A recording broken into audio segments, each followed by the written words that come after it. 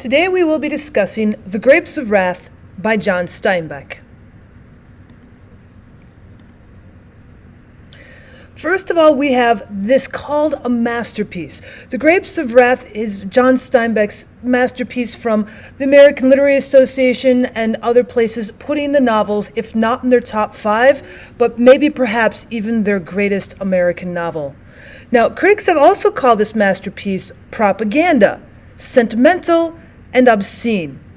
But a half a century later, we are still moved by the story of the Jodes and the thousands like them who lost their land in the midst of the Great Depression and the Dust Bowl of the 1930s.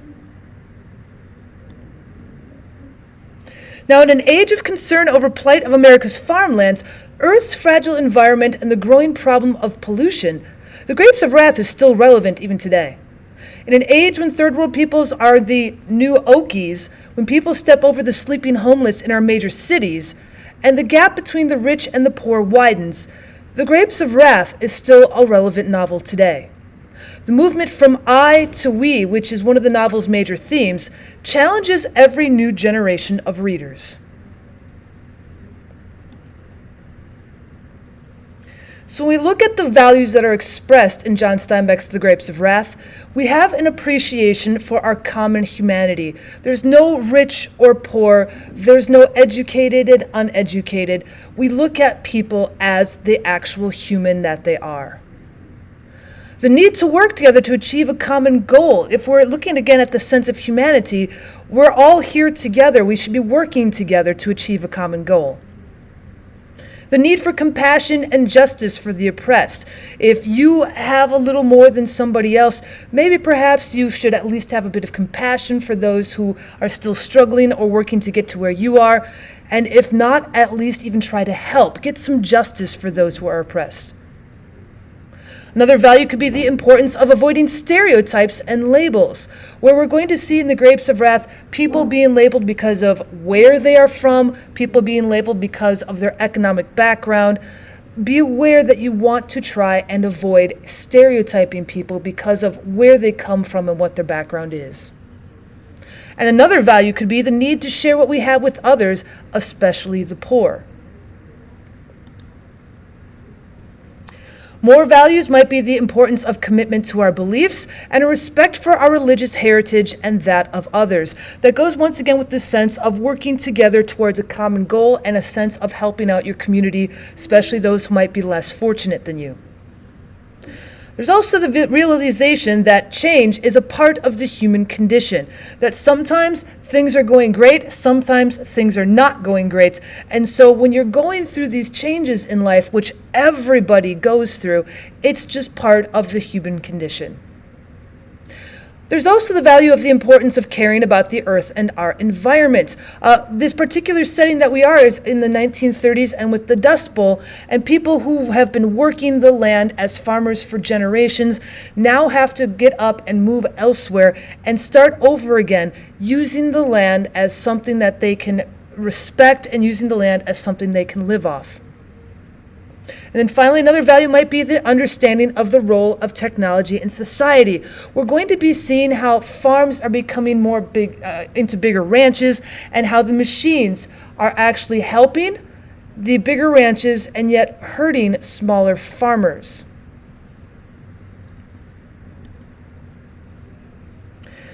Now, when The Grapes of Wrath was first published, it was considered a controversial novel. Religious leaders denounced it as absolutely obscene. Oklahomans resented the portrayal of their citizens and their state. Californians insisted they were not as cruel as the picture Steinbeck painted of them. And many people, because of pushing towards a common goal and a common interest for society, many people called John Steinbeck a communist. However, the book also gained quite a few supporters. Many believed his novel told the truth, and they were concerned enough to demand government action. And also considering The Grapes of Wrath perhaps as a novel of social protest, this book was a great success. We see a movie being made from it not long afterwards, and as a movie, it became a Hollywood classic. Now, in today's catalog of literature, it ranks as a timeless work of art.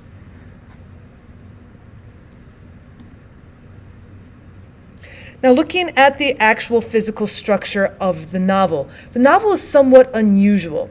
Now, the general story of the dust storms, the road west, the shady business practices that the Jodes come across, and the migrant camps is told in chapters which alternate with the more specific story of one particular migrant family, the Jodes.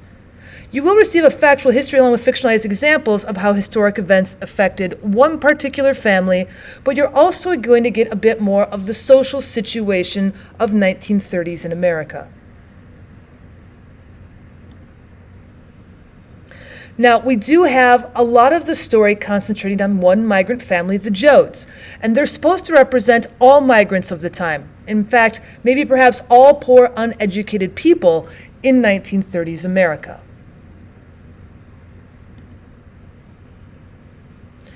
So we do have now The Grapes of Wrath by John Steinbeck. It is considered a novel. You do get some very factual information, but it is still a fictitious piece of work. And so when we look at its genre, we consider it as realistic fiction.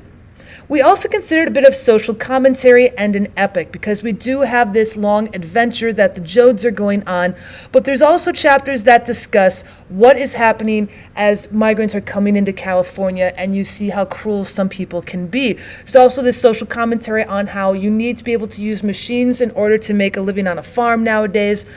And so because it gives this sense of people are negative, that the machines taking over is not a good idea, a lot of people also might consider this genre as a protest novel about the conditions. And the time and place that the particular novel was written was in late May to late October of 1938 in Los Gatos, California. John Steinbeck writes from California. He's from there originally, and most of his texts are actually set in California. Now, we'll start looking at the narrator and the narrative of The Grapes of Wrath, but first, what is a narrator? It's an anonymous, all-knowing, historically aware consciousness that's deeply sympathetic not only to the migrants in the story, but to the workers, to the poor, and the dispossessed generally. So we don't have a particular character telling us their story in The Grapes of Wrath. We just have this anonymous, all-knowing consciousness that is sympathetic towards your characters.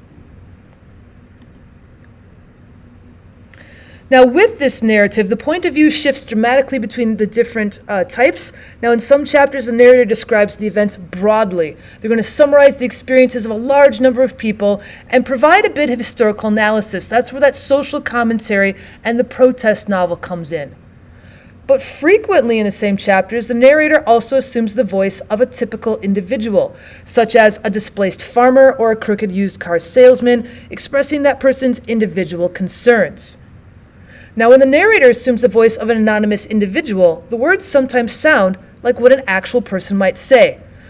But sometimes they form a highly poetic representation of the anonymous individual's thoughts and soul.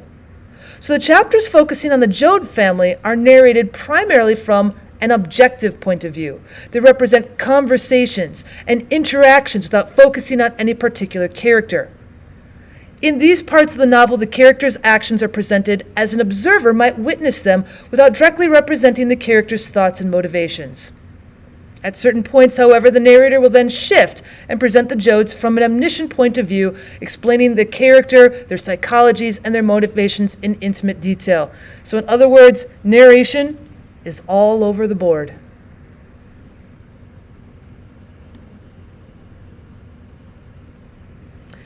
But what about the setting? What about the tone? Well, some people would say that the tone is probably a bit negative, even downright mournful. You feel sorry for the Jodes. You feel like you want to go and help them. They're so oppressed. A lot of times you're awed by just the absolute inhumanity that you see, and that might make you a bit enraged. And there's also going to be a sympathetic tone coming from the narrator, who's going to take on the plight of these migrant workers and hope for a better day. The tense is mainly in the past, around the late 1930s. So the narrator, when they're telling you the story, it's almost as if it's in a flashback. They're telling you or relating events that have already happened. At our setting, we start off in Oklahoma with the Jode family, but most of our setting is going to take place in California and points along the way.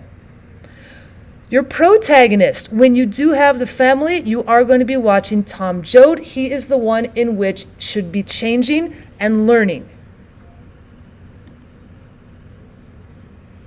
So the major conflict, why is this a fictional story and yet a social commentary? Well, the disastrous drought of the 1930s forces farmers to migrate westward to California, pitting immigrants against locals and property owners against absolutely destitute people. Moreover, Tom Jode's story dramatizes a conflict between the impulse to respond to hardship and disaster by focusing on one's own needs, and the impulse to risk one's safety by working for a common good.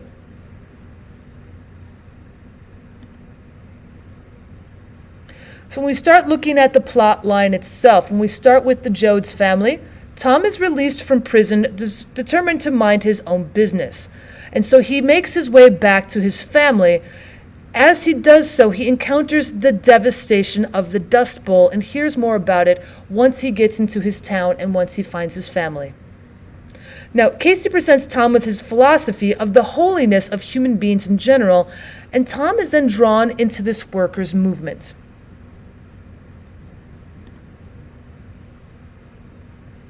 Now, the themes and motifs, what are we looking for throughout the story? You're going to see man's inhumanity to man, where one man will be cruel to another, and there's really no stationing or reasoning for it other than to be cruel. Almost complete opposite, you also see the saving power of family and fellowship, where there are families who will do anything and everything to stay together, the sense of fellowship, of building blocks of community, getting together, helping one another out. And of course, the dignity of wrath and the multiplying effects of altruism and selfishness. So we have this sense of people doing better for the good of mankind and people doing better for the good of themselves.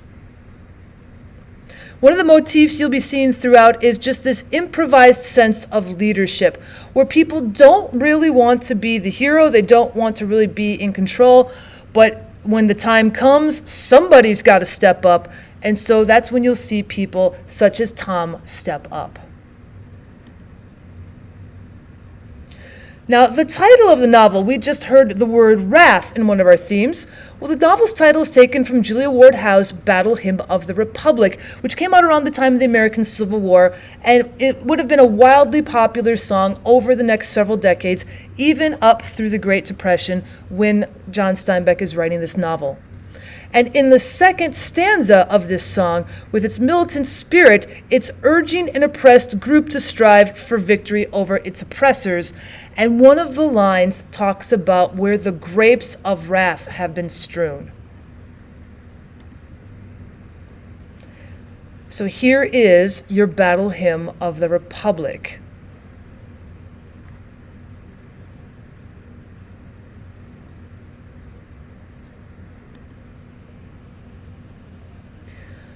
So the symbolism that we have in the title, the migrants are clustering together like grapes in their shared misery and anger. In other words, the word wrath, because they have nobody else defending them. They're all going to get together to try and defend themselves. Now, they survive persecution, they survive the hardship of starting over, and the exploitation of people on bigger ranches only because of their invincible courage.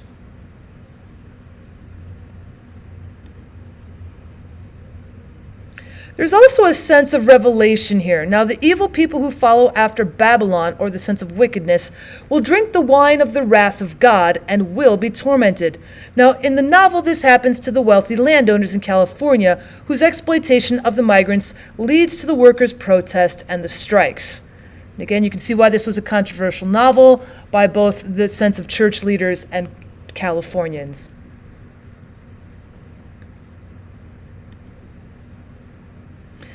Now, when it comes to religious level, grapes are a symbol of fruitfulness, of bounty, and of promise for the future. Usually grapes and wine are in a religious symbol, especially in Christianity, are a positive symbol. Now, Grandpa says, grapes, there's one thing I ain't never had enough of.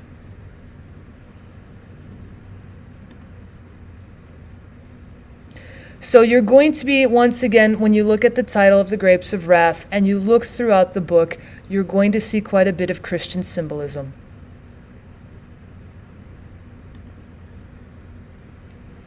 Another one of the senses of symbolism that we have is we're in the machine age, and it has finally come to Oklahoma just in the time of the Dust Bowl. So we see that the family meets at the most important place near the truck. We actually do now have, instead of using some sort of carriages or using plow horses, we start to see machines taking over, and the truck is the most important place for the Jodes. Now, the novel also begins with a poetic tribute to the land and its people. And so when we think of the land and its people, there's not a machine that is being mentioned anywhere. However, in Chapter 2, the red living earth is replaced by a roaring, huge red truck that will take us away from that land. Every chapter but 4 contains references to cars, trucks, or tractors, and all of these are negative towards nature except for the above passage in chapter 10.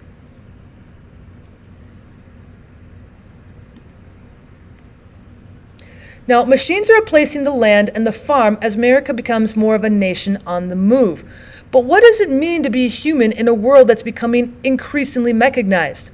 Well, once we get into the truck in chapter 10, when we move into chapter 11, the first paragraph says, "The new machine man has no wonder in his work. He loses understanding of relationship between people and the land, and is contemptuous of the land and of himself."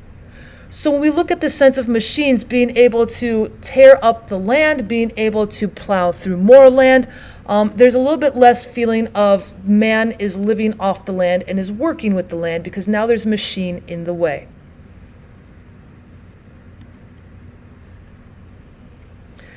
The motif, or the symbol of changes, is also happening quite through the entirety of the novel. For example, in chapter 5, we hear, "Times are changing, mister, don't you know?" In chapter 13, "Seems to me we don't ever come to nothing, we're always on the way." Thus they changed their social life, changed as the whole universe as only man can change. And in chapter 14, "The western land, nervous under the beginning change. The western states, nervous as horses before a thunderstorm.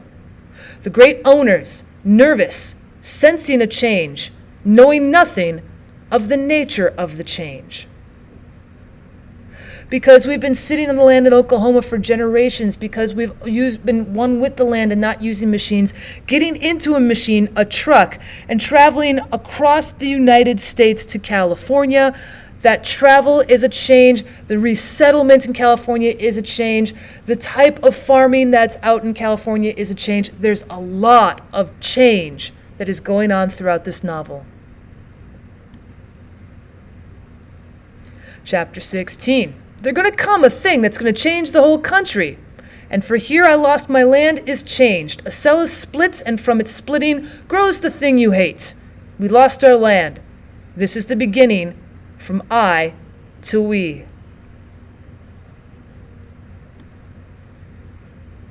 What does that "from I to we" mean? Well, from the first pages of this novel, the reader senses a change has come over the land. The red earth has turned to gray dust, and the tenant farmers are pushed off their land and onto Highway 66 by debts and by greedy owners of the land. We see characters change, such as the service station owner of chapter 13, who begins as a whining worrier and ends up showing compassion when the Jode's dog is run over, offering to bury him out in the cornfield.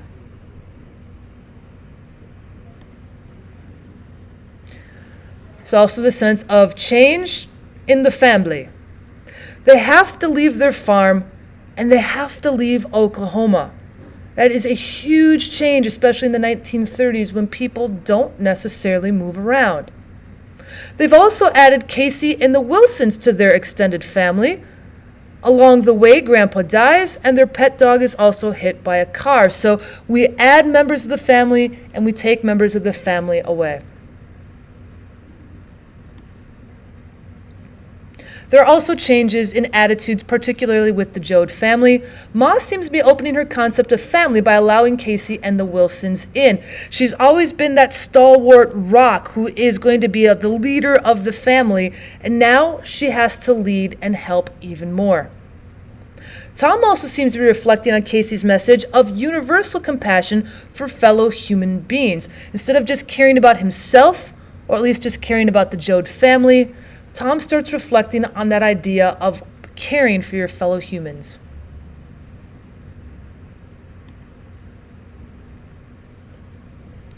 So the theme from I to We, John Steinbeck states, our only way to survive as a human race is to shift from total independence to interdependence.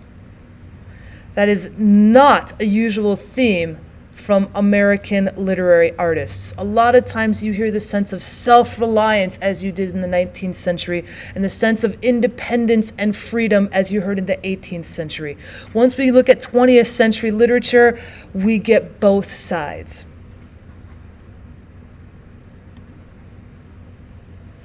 Again, we look at the sense of religion.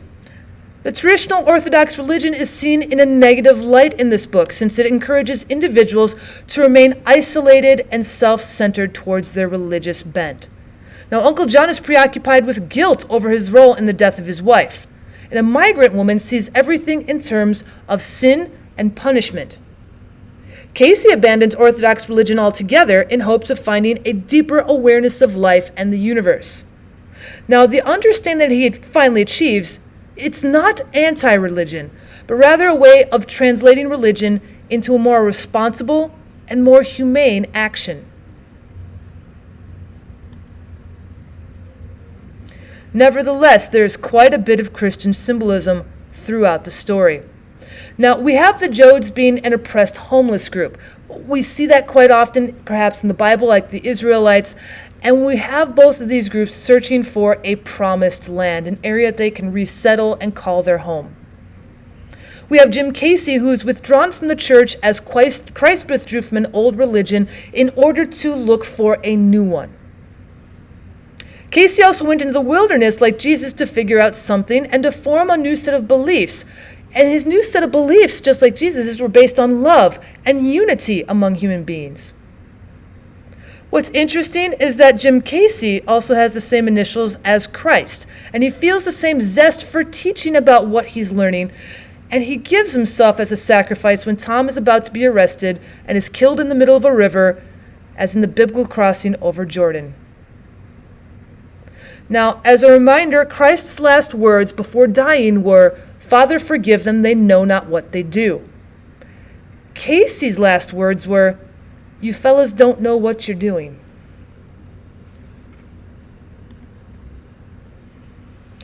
Now, the novel's three sections, the drought in Oklahoma, the journey from Oklahoma to California, and the reaching of California itself, kind of correspond with the Israelites' oppression in Egypt, their exodus, and the journey into the land of Canaan.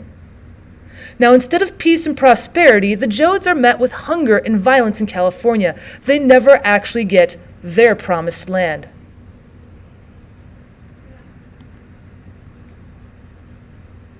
We also have the Rose of Sharon's name that comes from the I, or Christ, and the Rose of Sharon, and the lily of the valley.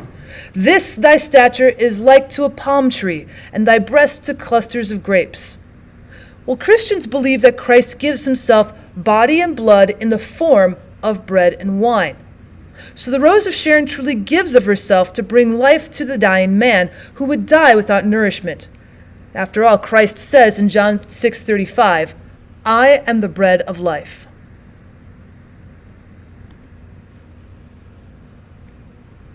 So looking at the themes, one of John Steinbeck's major themes, and you actually see this in his other books, for example, of Mice and Men also, is humankind's search for that promised land, a Garden of Eden flowing with the milk of honey. For example, in his Of Mice and Men, you have these migrant farmers trying to earn enough money to get their own land and own farm. They talk about owning their farm and being able to tend the rabbits. In our story of the Grapes of Wrath concerning Tom and the snake, the devil took the form of a serpent in the Garden of Eden in Genesis.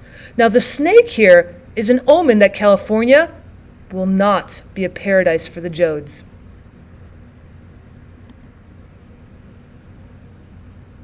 But we also have a theme of transcendentalism.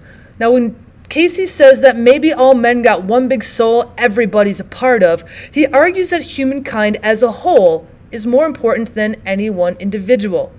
In fact, Casey goes so far as to argue that perhaps there is no sin, and that everything people do is holy.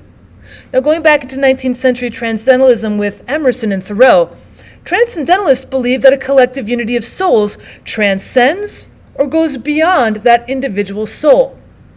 Now, Casey comes to believe that people discover life's true meaning only when they see their connection to other people and they learn to love them. Casey's belief is expressed in the growing sense of unity among the migrants and other dispossessed people.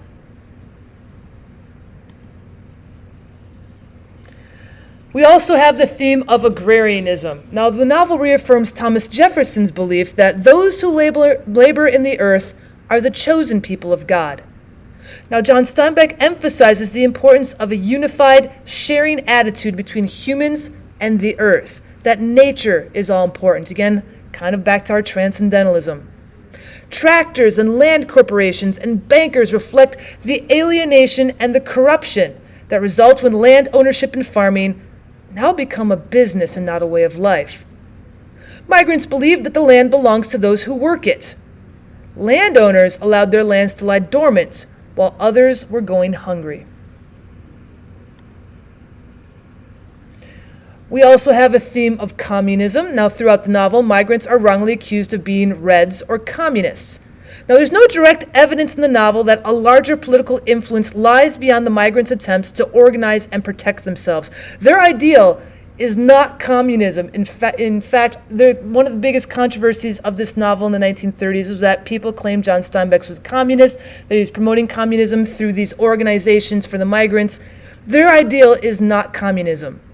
It's communalism, or a vague form of a Christian socialism where people are working together for the benefit of everybody.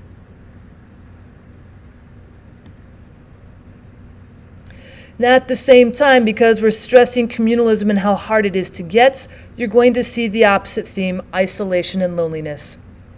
Having been isolated in prison, Tom continues through most of the novel kind of as a loner. Now, Jim Casey feels that his life as a preacher has isolated him from the real meaning of life. Molly Graves is just wandering around like a graveyard ghost, and Uncle John is described as the loneliest man in the world. So with all of these characters, Steinbeck is going to use the backdrop of the larger isolation of migrants from society as a whole.